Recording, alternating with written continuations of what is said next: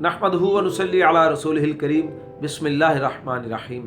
میرے دوستو، بہت سے لوگوں نے کمنٹس کے اندر سوال کیا کہ طاہر بھائی کوئی ایسا وظیفہ آپ ہمیں بتا دیں کہ جس سے گھریلو جو نفرتیں ہیں، گھریلو جو رنجشیں ہیں، یعنی گھر کے اندر جو نا اتفاقی ہے وہ کیسے ختم ہو جائے، آپس میں محبت پیدا ہو جائے، میاں بیوی کی محبت پیدا ہو جائے، والدین کی اولاد کے ساتھ، اولاد کی والدین کے ساتھ محبت پیدا ہو جائے، بہن بھائیوں کی آپس میں محبتیں پیدا ہو جائیں، کوئی ایسا وظیفہ آپ ہمیں بتا دیں۔ تو میرے دوستو، آج ایک ایسا زبردست اور خوبصورت وظیفہ آپ کے لیے لے کر آیا ہوں۔ یہ وظیفہ کسی عام ہستی کا بتایا ہوا نہیں ہے، بلکہ ایک بہت بڑے اللہ والے عالم دین، ہندوستان کے ایک بزرگ ہیں حضرت مولانا عمر پالن پوری صاحب رحمۃ اللہ علیہ، یعنی ان کا بتایا ہوا وظیفہ ہے جو آپ کے ساتھ شیئر کرنے لگا ہوں۔ ان کے بیٹے نے ان کے فوت ہو جانے کے بعد ان کی خاص الماری سے اس وظیفے کو لیا ہے اور پھر اپنی کتاب کے اندر اس کو شائع کیا ہے، اور وہ وظیفہ میں آج اس ویڈیو کے اندر آپ کے ساتھ میرے دوستوں شیئر کرنے لگا ہوں۔ میرے دوستوں، اگر آپ کو کوئی بھی مسئلہ مسائل پوچھنا ہو،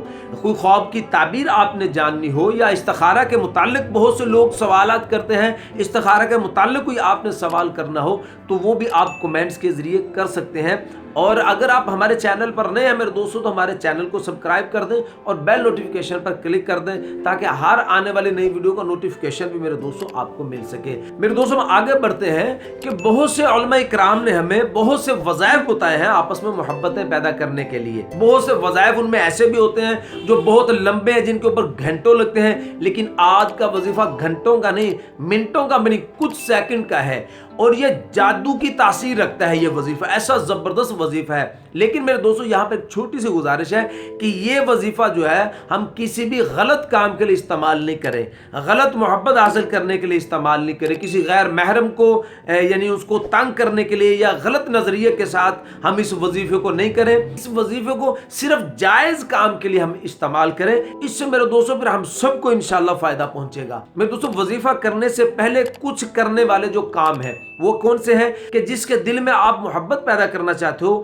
ایک تو ہے کہ اس کی غیر موجودگی کے اندر، یعنی اس کی پیٹھ کے پیچھے اس کی تعریف کرنا، اور اس کو دعاؤں کے اندر یاد کرنا، اور اس کو کوئی ہدیہ وغیرہ اس کے دیں، تحفے تحائف اس کو دینا، اس سے محبت پیدا ہوتی ہے۔ اور میں نبی نے فرمایا کہ سلام کرو، سلام سے محبت پیدا ہوتی ہے۔ یہ کچھ مختصر سا کام ہے، ان کاموں کو بھی آپ کرو اور پھر اس کے ساتھ اس وظیفے کو آپ کرو انشاءاللہ، تو آپ کو بہت فائدہ ہوگا۔ وہ وظیفہ کیا ہے کہ سورہ انفال کی آیت نمبر 63، سورہ انفال آیت نمبر 63، اس کو آپ نے صرف 11 دفعہ پڑھنا ہے، صرف 11 دفعہ، کوئی لمبا چوڑا وظیفہ نہیں۔